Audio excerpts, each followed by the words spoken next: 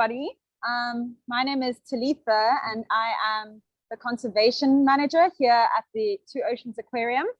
And we are currently standing in our inside ICU space with our little baby turtles. I'm gonna turn my camera around and then you guys can have a look at some of our little babies. Now, these are little loggerhead turtles.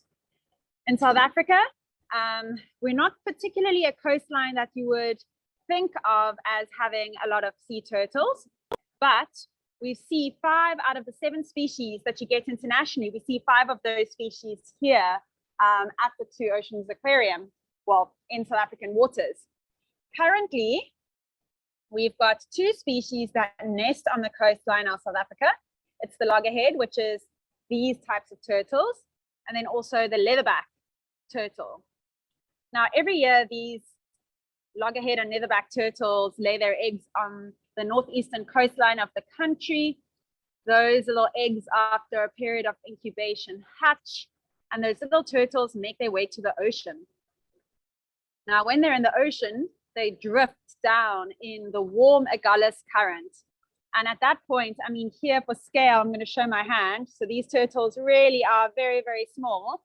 But when they come in, they can be even half that size, so about 20 grams. Now, this little turtle over here is currently about 60 grams. So he's already 3 times bigger than he was when he arrived. Now, as these turtles are drifting in the current starts to slow down, and it eventually spits these little turtles out of the current and into the cooler coastal waters that are close to the South African coastline. These little turtles at this point have often got injuries, they're dehydrated, they're in cold shock, and so they strand on the beaches of the Western Cape. Now, we have an incredible network of people that help to rescue these little turtles, that go and look for them on the beaches, pick them up, and act as a paramedic service to bring them to us. And once they're here, we give them lots of really good medical attention and food and all sorts of things to help them get better. That's why we have these little turtles. And the goal, the aim with every turtle in our facility is to get them ready for release again. Now, here in our inside turtle hospital, we have the turtles that are struggling a little bit more, who need some more regular care. And over here we have Lila. Say hi to students, Lila. And Lila is busy feeding one of our turtles that's a bit sick. So this is little turtle number 50. And he's had quite a lot of antibiotics and medication that he's needed for different infections that he's had. He also had a big injury on his head when he came in, which injured his eye. And so little 50 has had a bit of a rough start to life, but as you can see, he enjoys little bits of food, but with tweezers very slowly because he doesn't dive. And what you might see at the bottom of the tank is some of the leftover food. And these little turtles eat a special food that we make. It's made up of all sorts of interesting proteins, lots of different types of fish and some vegetables, as well as all the special supplements and vitamins that a turtle hatchling needs to grow big and strong.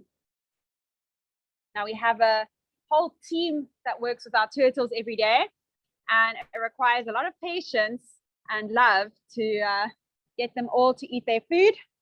It's not too different from looking after young children. So right now, we've got about 12 turtles in our inside rehab area over there.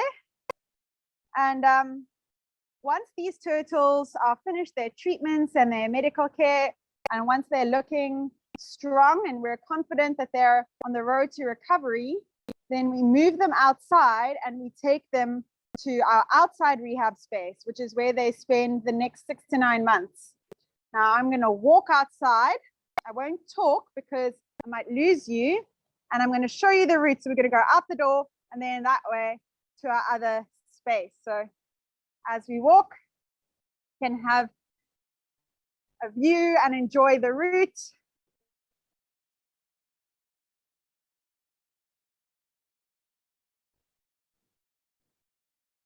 There we have the iconic Table Mountain. It's a beautiful, clear winter day here in Cape Town. I'm also going to show you, this is the top of one of our exhibits, and there are some penguins, rockhopper penguins, that are busy getting some environmental enrichment through their swimming in that space. You'll notice that we have a lot of solar panels. The aquarium gets about 10 to 15% of the energy that we need from these solar panels. And the goal is to become carbon neutral by 2030, which is quite a big task for a building that requires so much power to keep running. So here you can see this is our turtle quarantine outside.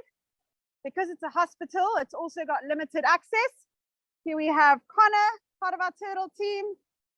Now, because this is a hospital, we have to maintain good biosecurity, and that requires disinfecting every time we come in and out of the space. Here we have one of our very sick turtles at the moment. Her name is Nubambu. And Nubambu is also a loggerhead turtle. So I showed you those little hatchlings that could fit into my hand. Nubambu is the size of one of their mothers. So she is one of the females that would nest along the coastline of the country. Nubambu stranded about a year ago now in ghost fishing gear, about an hour away from here. And she's struggled with infections in her shoulder and in her whole body system over the last year. And for that reason, she's currently not doing very well. That's why she's in the smaller space, so that we have access to her and can give her medicine. But Nubambu is an incredibly strong turtle. We spend time with her every day, and we are wishing her and working towards getting her better as quickly as we can.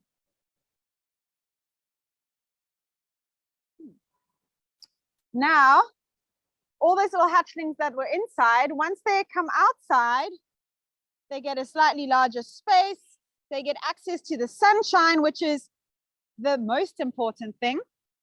Sunshine is incredibly important for little turtles because it makes their shell nice and strong. Here we've got a little baby who's very excited to be diving and eating his special gel food. And each of the little turtles we have gets a certain weighed out amount of food. It depends on their weight and what we need them, how quickly we need them to be growing. But each turtle is its own patient. And that's why they're all in their individual separated spaces. They've all got an ID number, and we can then refer to each patient. We can give them the required medication, do the required observations. And all of this work is incredibly specialized and costs a lot of money. And because of that, we run an adoption program where one can adopt the turtles, and this helps to cover the costs of caring for a hatchling, and then they get named by the people who adopt them. So currently Martine is busy full feeding. Wave to the students, Martine. Martine is busy feeding some of the babies. As you can see, each little turtle has their own little container of food that's been weighed out. And then they get very excited when they get breakfast. And after a few hours after breakfast, they get lunch. Lucky little turtles. And here they are swimming happily in their spaces. The water we have is from a specialized life support system that we operate over there. And we ensure that we provide the right sterilization and cleaning of the water to help the turtles stay healthy. There's Nubambu again. And here we have some more of our little turtles. it's really remarkable to see how these little guys, as they grow big and strong, how they develop little personalities. It's very, very cool. Now up here, we've got a green turtle. So I mentioned the two species that nest on the coastline, the loggerhead and the leatherback. The green turtle does not nest on our coastline, but it does come to visit. This little turtle over here is Turbo. Turbo is also just getting a bit of a brunch, eating his food off the floor there. And Turbo is a sub-adult green turtle. And he is currently still with us because he has an injury on his neck that is healing really nicely, but not quite there yet. And in the interim, he gets to swim laps in this large pool and gets to enjoy the sunshine and some environmental enrichment and all sorts of things that help to make him big and strong. Hey, Turbo, enjoying your food? On the menu today for Turbo, we have squid.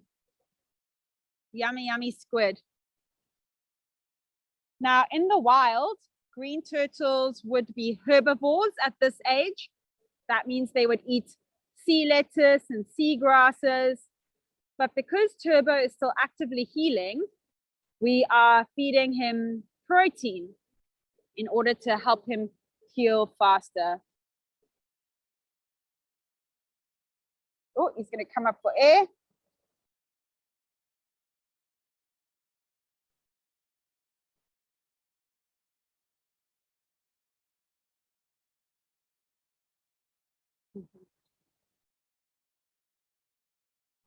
Let's have a look at a few more of our little babies.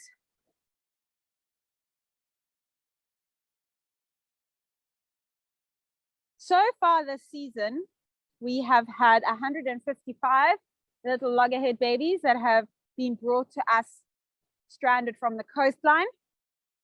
And we've flown some of those turtles up to Durban for release already. And some of the turtles, unfortunately, have also passed away.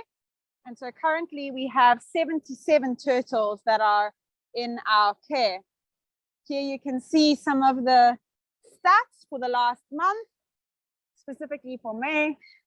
This is the coastline of the Western Cape, and it shows you where we get a lot of our strandings.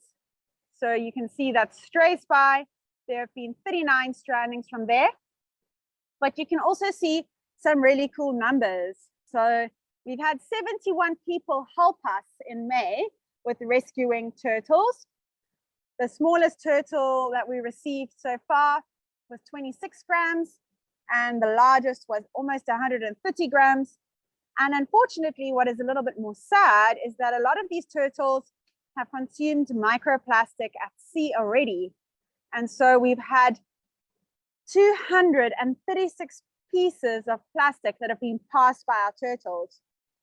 Now, oftentimes, they're able to pass it and they remain relatively unharmed, but sometimes these little hatchlings pass away and die because of their injuries that the plastic caused, whether it's a gut blockage or perforation to the gut or a secondary infection.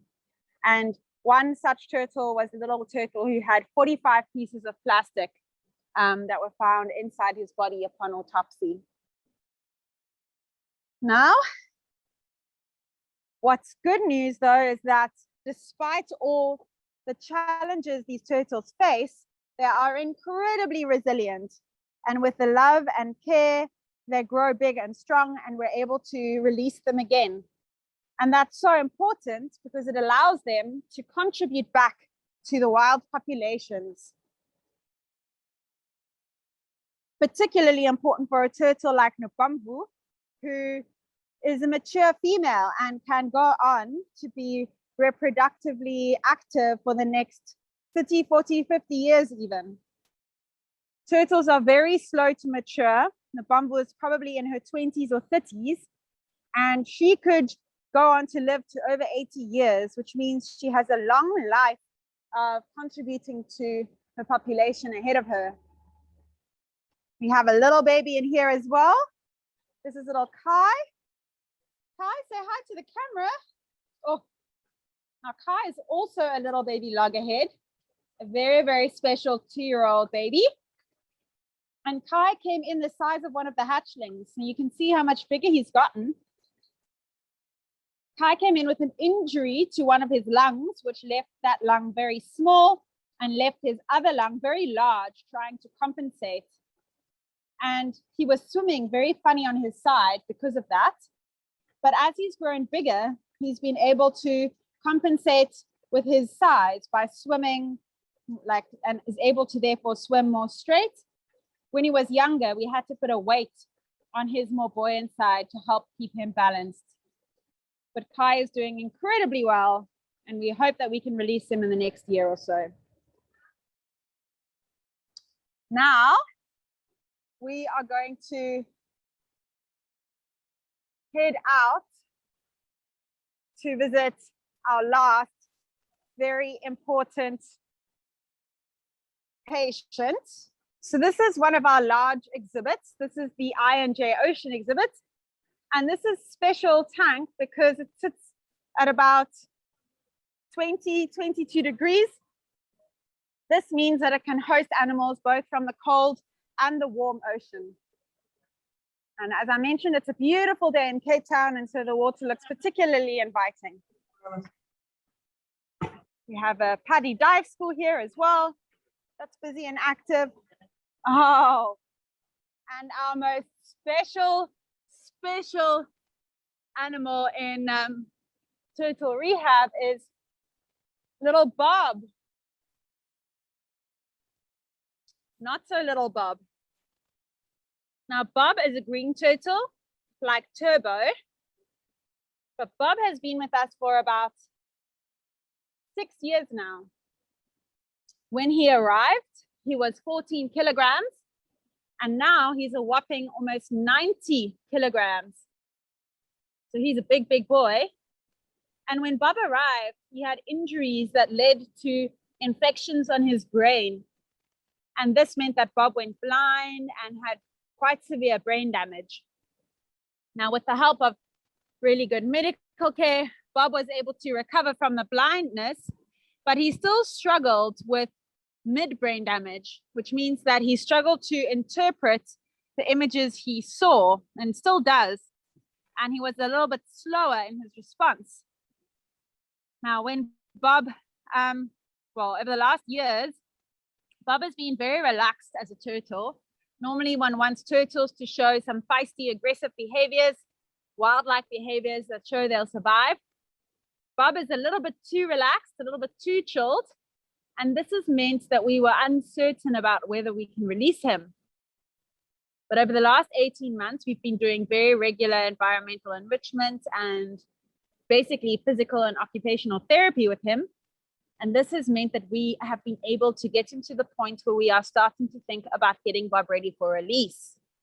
It's an incredibly exciting thing for us. I mentioned, like with Nubambu, that the larger turtles and the older turtles are getting to the point where they can reproductively contribute to their species, and Bob can do the same. But it's also very sad because Bob's been part of our family for 6 years, and he's really bonded with a lot of us. A lot of us have fallen in love with him. And so it's always an exciting, but simultaneously are a little bit sad to release the turtles again. It is, however, always very special knowing that they're going to their ocean home, and that we can every day work for our turtles once released by looking after their ocean home. And that's something that we try and do every day.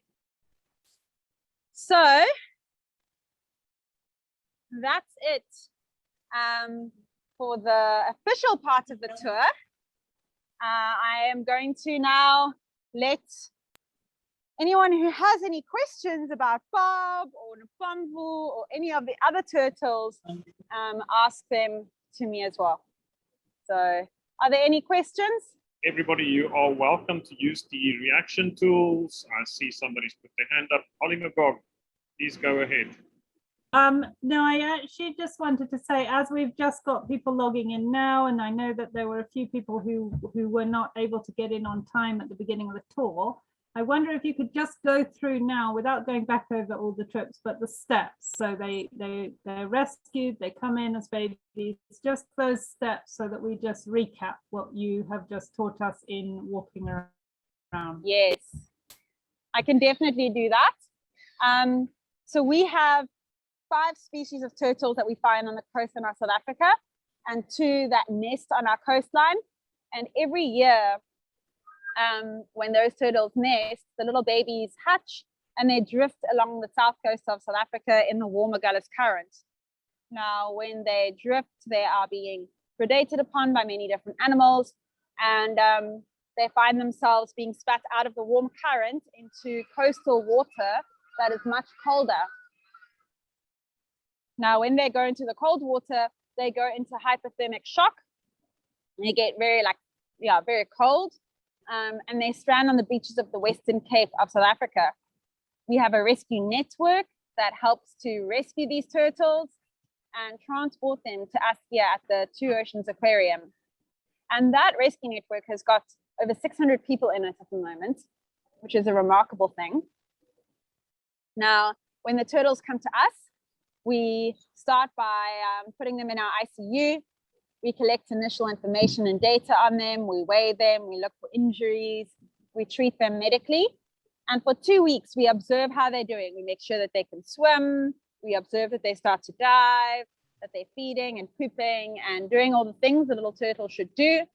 We also give them supplements and some antibiotics just to help them. And then when they're feeling a little bit better and we're comfortable that they're all right, we move them from our inside ICU area that is temperature controlled to our outside turtle rehab space. And that space is really lovely because it has access to sunshine. Now, sunshine is fantastic for little turtles to get big and strong. And so when they're outside, we then look after them for between 6 to 9 months in the sunshine with lots of daily food and care that they require. Now, towards summertime in South Africa, so that's November, December, we then are able to release them back into the ocean. And so as the season for us starts in about March, and we see most of our strandings happen between March and about July, we then look after them till the end of the year, and then they're released November, December back into the ocean, and it all starts again. And that's kind of the cycle of turtle rehab here. The most important thing is that all the turtles we have, we work towards release. So for a lot of the little turtles, it takes only 6 to 9 months. Some of the larger turtles, like Bob, takes over 6 years. Doesn't matter how long it takes, the goal is always to release the turtles back into the ocean. I saw there was a question about the injury on the neck of Turbo. And just to say that when the turtles are in a sort of space, when they lift their head can sort of hit on the back of their neck, and that can cause a little bump and callus. In the case of Turbo, that kind of became a little bit infected, and he got a bit of an infection there. So he's just been treated, and he's recovering really nicely. The trick with turtles is that they are slow to heal. So something that would take us perhaps a week or 2 to heal would take them maybe a few months to heal. So that's something to be aware of. I saw some other questions, but I can't see what the question was. Read that for you, Talitha. The next question from Claudia. Could you please say some more about the feeding behavior? As you told that they eat seagrass as well as proteins, including squids. And she also remarks, thank you for the wonderful virtual tour. You're welcome. Always nice to show the space we work in. So turtles have very different feeding behaviors depending on the species they are and depending on the life phase. So little hatchlings, for example, at this early life phase are floating out in the open ocean. So they're not going to be diving to the bottom of the sea. They're not going to be foraging. They're going to be eating anything that they can get their little mouths onto. And so they'll be eating a lot of debris floating on the top of the ocean. Now, as turtles grow older, they develop behaviors that change a little. So green turtles, as they're a little bit older, become more coastal and they start foraging. And the green turtles would then forage on seagrass and sea lettuce. We feed, so Bob, for example, is a green turtle who doesn't need any more active care in terms of healing.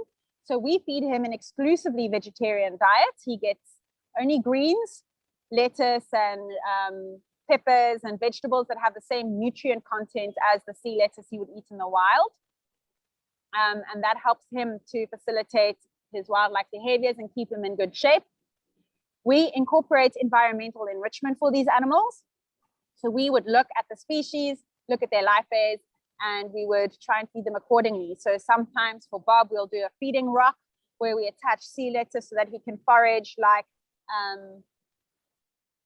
a wild turtle. For hatchlings, that enrichment would be something more on the surface. So it very much depends on the age, the species, and also the stage of rehabilitation that the turtle is at. So that's a little bit about that. Some other questions? There's a question from Aisha. Thank you so much for the tour. Very informative. Is anybody allowed to join the rescue network? Yes. So our rescue network, I mean, it helps if you live on the Western Cape coastline of South Africa. But it's one of those things where there's a great power in numbers because we're regularly needing people to look for turtles and to transport turtles. So if you're in the area, you can contact our rescue coordinator. The turtle rescue hotline number is 083 300 1663. And you can join the rescue network that way. Fantastic.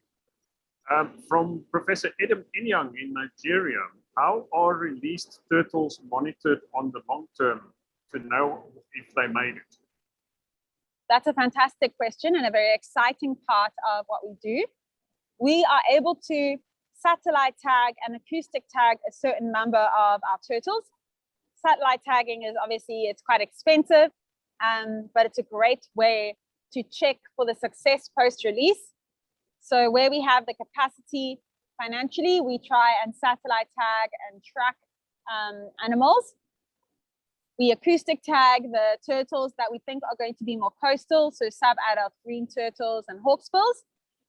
Currently, we are doing an exciting project where we're going to be satellite tagging and releasing 3 juvenile loggerheads of about 12 to 15 kilograms off South African coastline in the next few weeks. And we're looking forward to tracking them there. If any of you are interested, please do go look at the aquarium blog because there are many stories and updates of turtles in the past that we've tracked. The satellite tags last for anything from a couple months to a couple years, depending on the battery life. And so it's a very exciting area of turtle work, for sure. Fantastic. Can I ask a question? Okay, then a question from Renee in Pretoria. Hello? Do you clean the water to avoid infections, and or do you just let it be for the environment to feel more natural? And if you do clean, do you use specific cleaning materials? Sorry, the question just escaped me there for a moment. And do the chemicals affect them in any way or another? Great talk, and I enjoyed the tour. Thank you. Yes. So what we call the water quality is all part of the life support, and we have very specialized life support. So UV cleaning, ozone, filtration, pool pumps, all sorts of things to clean the water to make sure that we give the turtles really good water quality.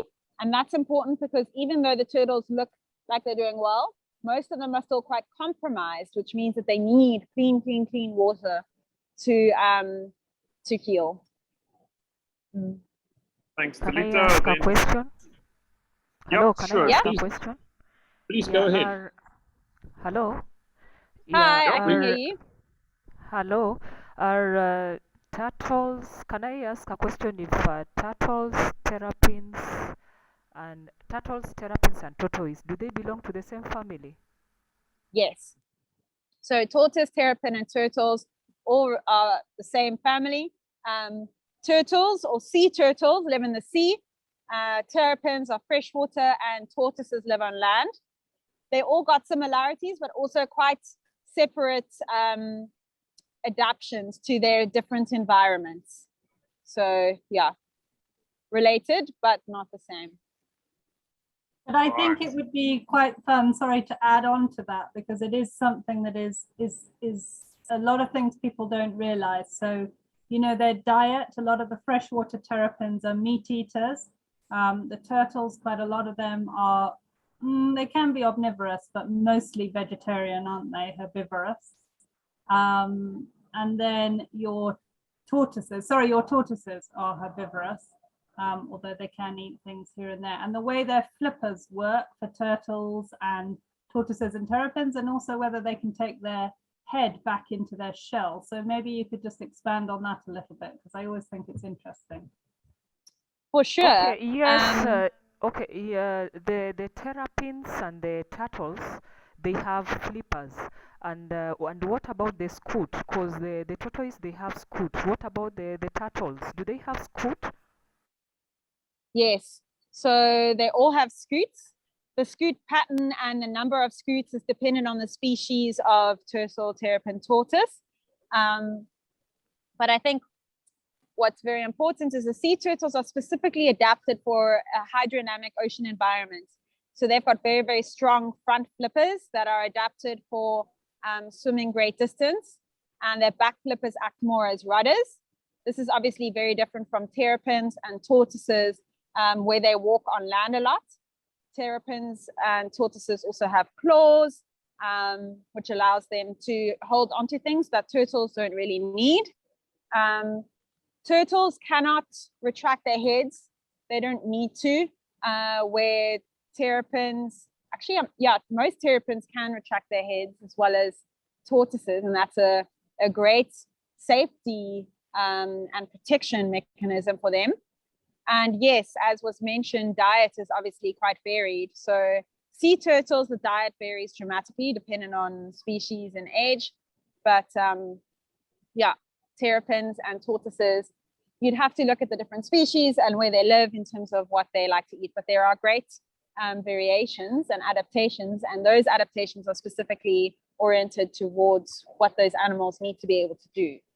So sea turtles, for example, have the capacity to hold their breath for a very long time. They don't have a diaphragm. Their lungs are able to really inflate quite nicely. And yeah, their adaptations are very much to being the world's best free divers, actually. But I would have to, one could go on and look in detail at a whole lot of things that make the different sort of types of reptiles different. But yeah, you can ask me more about the sea turtles. Don't know all that much about the terrapins and the land tortoises. We don't work with those in this facility. Okay, thank you. Thank you very much for the question. Then a question from Sybil Rickmiller. Is the fishing industry cooperating? E.g., are you also getting turtles accidentally caught in nets from fisheries? If they are injured, are the turtles still caught for consumption by some communities? Great talk. Would love to visit the facility. So yes, the fishing community is obviously a very important and a big part of what happens around in the oceans. We are on a larger level working with the Responsible Fishing Alliance in order to try and to educate and make sure that good practices are introduced in fishing. But we do unfortunately still see quite a few turtles being caught as bycatch. Also, we see quite a few fishing vessels that come into the harbor and they've got turtles on board that they then need to get rid of. So, and as you saw with Nubambu, ghost fishing gear is still a big problem in the ocean. So we are doing what we can to work with and work towards safer and more sustainable fishing practices, because it is one of the biggest threats that our sea turtles face. But there is a long way still to go. Thanks, Talitha. Anybody else? The floor is open for questions. Please raise your hand. You can raise your virtual hand, wave at us, write in the chat. Johan, I just would quite like Lamek to perhaps unmute and tell us a little bit about your program in Kenya, because I know that also does great work. Sure. And Yeah, I saw his comment in the chat. Namek, please, sorry. Namek, are you there? Can you talk to us? Good morning. Please go ahead. Can you hear us? Yes. All right, this is Gladys. I'm from Local Ocean. We're here with my colleague Lamek, and we've got also Fikiri with us. So Local Ocean Conservation is based in Watamu. Our work is mainly based on our flagship species, sea turtles, but we also do a lot of work that involves marine conservation on the beach. We've got several programs we run for the protection of sea turtles. We've got our nesting program where we have at least two of the 5 species that come to nest on our beach here in Watamu.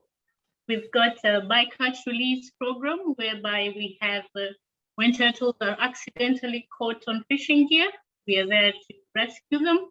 And if they're healthy, we release them back into the ocean. We have systems we carry out such as tagging so that we're able to at least keep track of our data and also know when the turtles are returning as recaptures. And we also have a turtle rehabilitation clinic. The turtles mainly admitted in our clinic are mainly reported to us by the community through the various programs, and also sometimes if people are out there and they see a turtle that is having a problem, they will get in touch with us. So basically, if it's in our TRC, we've admitted 729 patients to date. We started in 1997. That's when we started our turtle rehabilitation.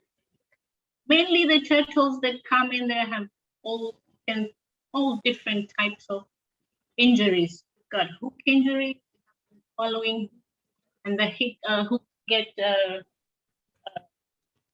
stuck in the soft tissue areas mainly. It could be in the throat sometimes of the flippers.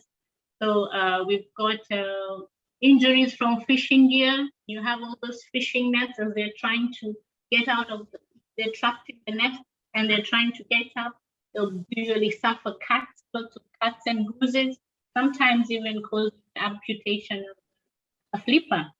We have plastic ingestion. We have turtles that come in because they're just floating at the top of the ocean, and mainly because they've ingested plastic or they've got gas trapped in their body cavity. So we have a lot of assistance from our local vet. If he's unable to tell exactly what the injury is, if it's not physical, he'll advise us to go and take the turtle for x-rays. He'll advise on what medication, antibiotics, and all that to give. And I think we generally have a good success rate, as best we can, to help the turtle recover. Other injuries include fibro. One main one that we are seeing along our coastal part is fibropapillomatosis. Yeah, the tumors that are growing on green turtles. So we are having quite a lot of turtles coming with the tumors. Sometimes they're extremely bad because they've gone even to the sensitive parts such as the eyes, blinding the turtle. Some are, we are able to cauterize some. The turtle can be able at least to have a second chance and survive. But we need to do more research on that. Something that we're doing with our local university as well here. They can collect samples and they can help us sort of figure out a good way to be able to help this turtle a little bit more. And of course, there's so much more. I don't know whether to continue. I could go on. We love turtles. Thank you so much. Yeah. Thank you. Thank you for sharing with us, and thank you for the work that you are doing.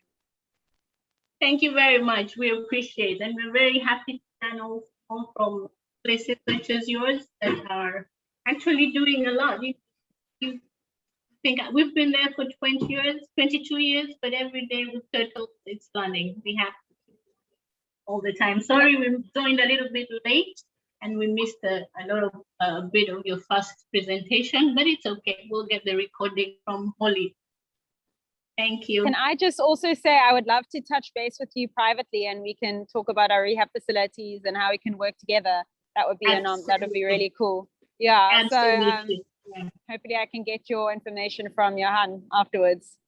Sure. You can get it from Holly, or I can just type it to you after this private. Thank you so much. Perfect. Thank you. Okay. Thank you for doing this. We need to do this more. I'm looking forward to, we can do turtle rehabilitation across Africa together. Absolutely. Absolutely. Great idea. Thank you. Thank Right. you. Thank you. Okay. I see a question in the chat from Prof. Inian. At Biodiversity Preservation Center in Nigeria, we monitor a 50-kilometer stretch of Atlantic shoreline and beach for turtles intermittently, but have never seen any turtles with tags. Do you have collaborators in your region or partnerships in their region in Nigeria, or partnerships in furtherance of your good works? So we haven't got any official partnerships up the coast on that side. In terms of tagged turtles, we had one turtle that went up to Angola and turned around who was tagged, but most of them don't really, haven't gone that far up the coast. And then Madagascar on the other side, we've also had a turtle go that far. But otherwise it's been sort of more Southern Africa kind of area. But we would love to collaborate and touch base and work together with all like rehabilitation and conservation organizations across Africa. So it'd be lovely to collaborate together. Talitha, I possibly missed it because I was busy admitting people to the session. But can you maybe just describe the migration pattern of the two species that you have in the aquarium? So there's a large amount of stuff there that we don't know.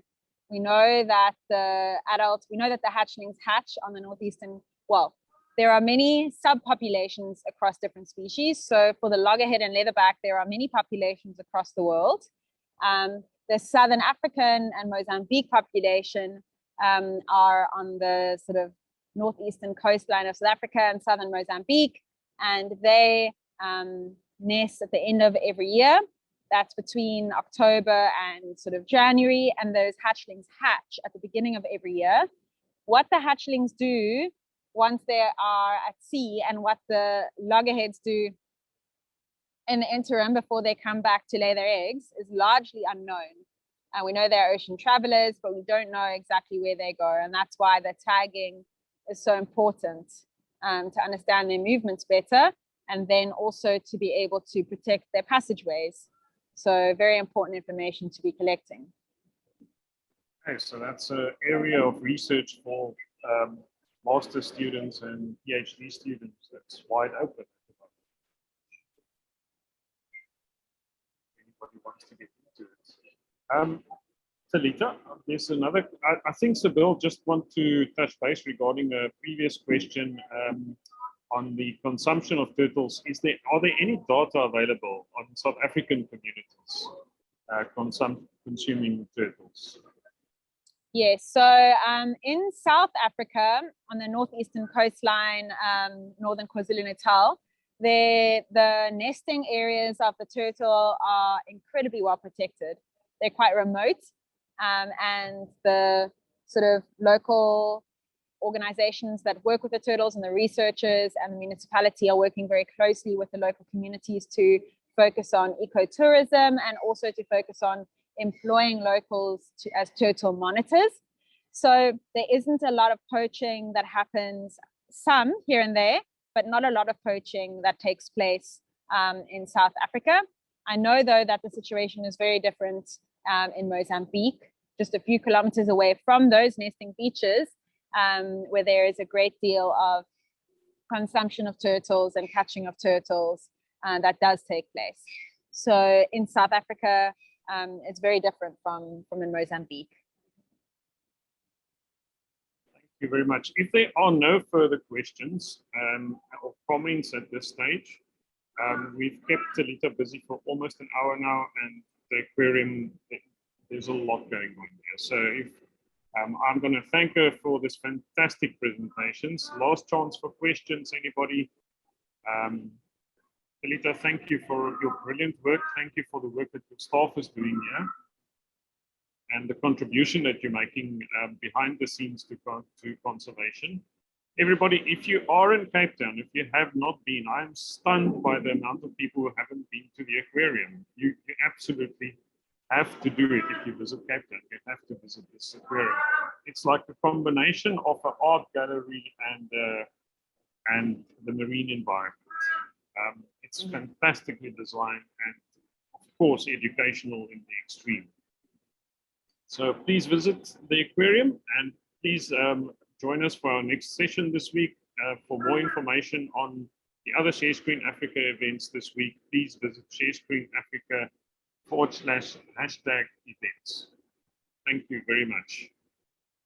Thank you.